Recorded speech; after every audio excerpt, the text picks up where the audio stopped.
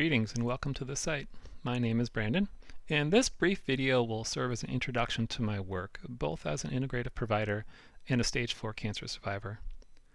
I write a lot about environmental medicine and carcinogens as a cause of cancer, but the cornerstone of my work is what I call the anti-cancer mindset.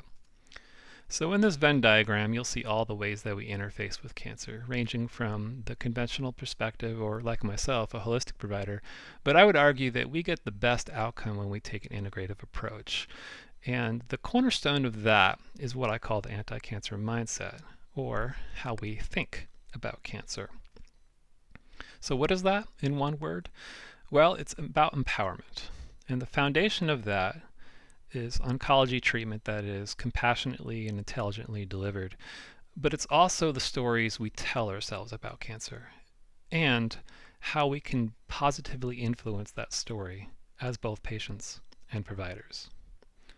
So one example of that kind of story is that if you've been recently diagnosed with cancer, it is important to have an oncologist who is disease-focused and is monitoring the regression of your disease.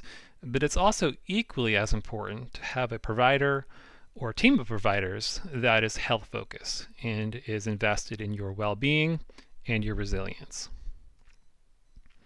Because in integrative oncology, it's not just about the disease that the patient has, but also the person that has that disease. So we want to understand the person's story. What are all the epigenetic factors, diet, lifestyle, stress, traumas, that have led up to this cancer diagnosis?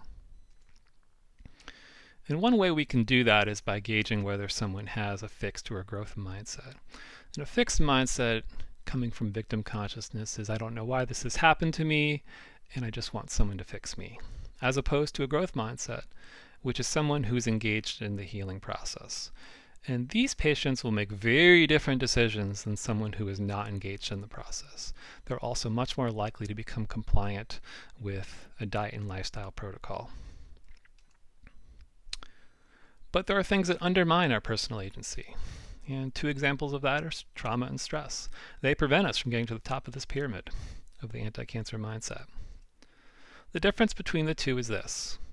If you think about your life and the calmness in your life as being like a still pond, the little pebbles that get thrown in day after day that wear us down are the stresses in our life. Well, trauma is a little bit different.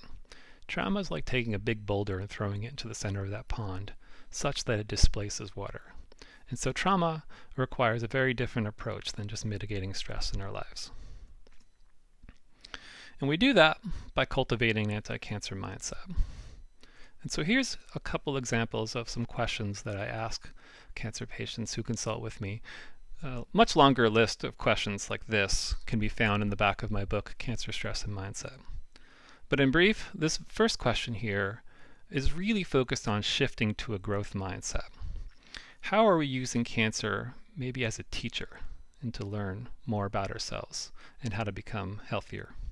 And so we're building a roadmap with this first question, and with the second question, it's really all about the destination. It's about really leading with why.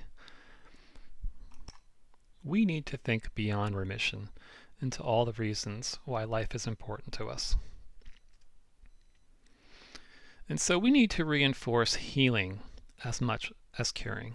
It's about becoming a stronger, more empowered person through and beyond cancer.